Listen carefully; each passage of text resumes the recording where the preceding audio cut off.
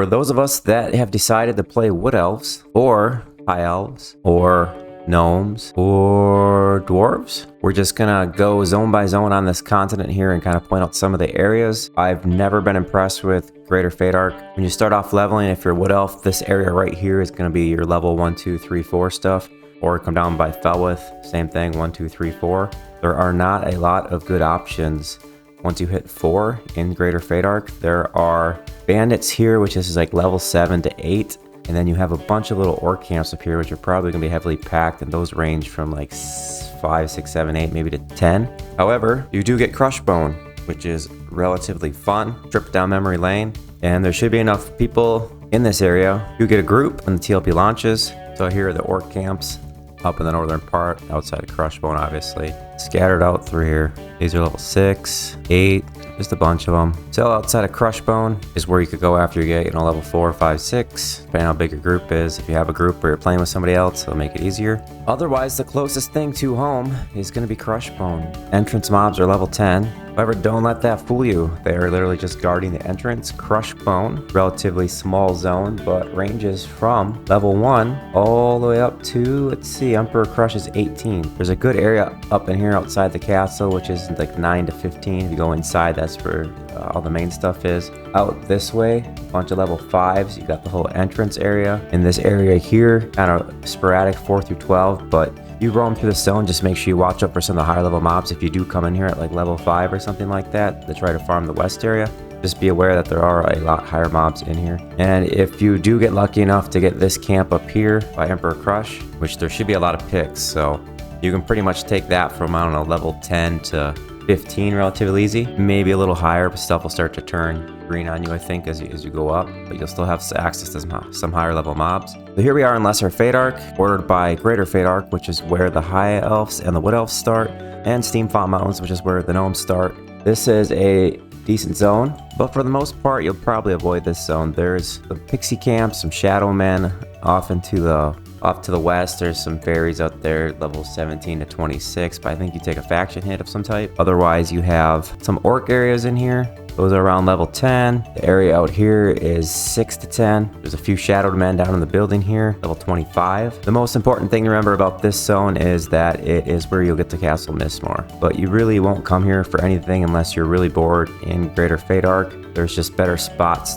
to level other than this zone. And here we have Acton, the gnome starting area. Your newbie areas are going to be both off to the left and off to the right. Various ranges, levels 1 through 4. Lots of kobolds up in this area that go up to level 6. Pretty solid area. And also up here, more areas that go from 1 to 6. This Minotaur camp in the northwest is levels 8 to 10.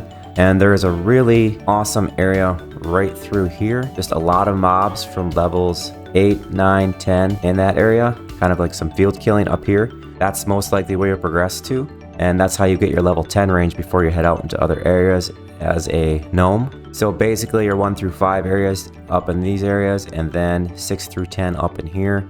And that will do it for you if you don't want to leave too far from home. And if you decide to play a dwarf, you'll start in South Caledam up here, or Caledam.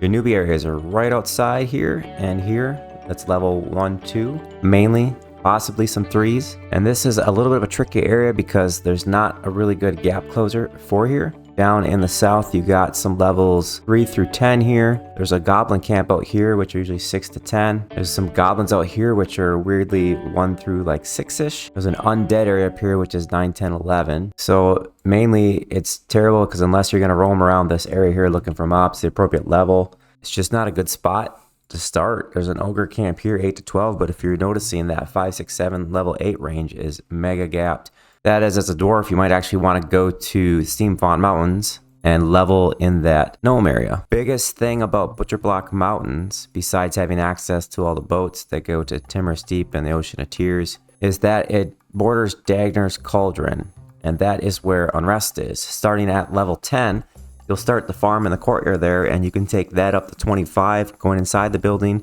And if you go to the basement, you can even get into the 30s. But that is going to be your level 10 to whatever range before you go to your next dungeon or area. And that's going to be for all the races that start here. The gnomes, the Wood Elves, the High Elves, and the Dwarves. And inside Dagner's Cauldron, you'll find very few mobs scattered between levels 10 and 20. There's some Aqua Goblin camps, but really nothing in here worth coming here to farm.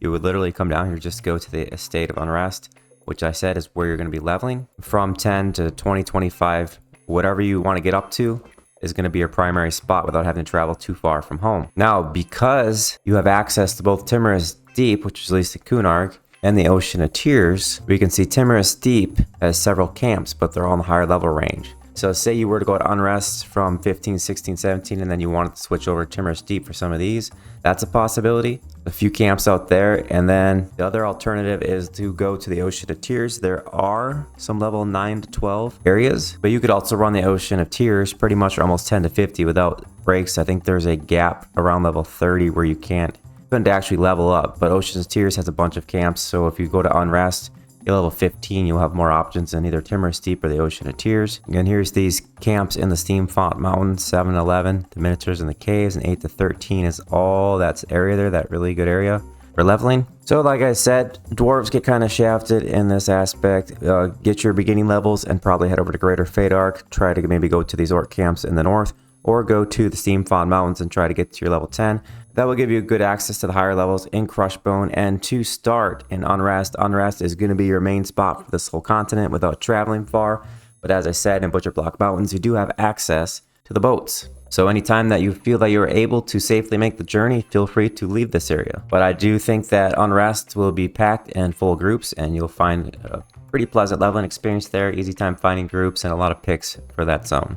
So feel free to check out the video I made on the first 20 levels on an Everquest TLP and what you should be boxing starting fresh. Or you can check out my level 2 Paladin tank Veneral Sathir, one of the harder bosses in the Kunark expansion.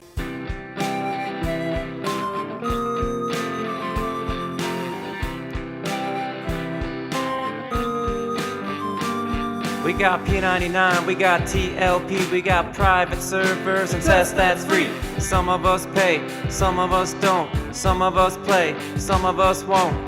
Did you just break my mess? Did you just train me? Did you just miss a healing? Are you gonna rest me?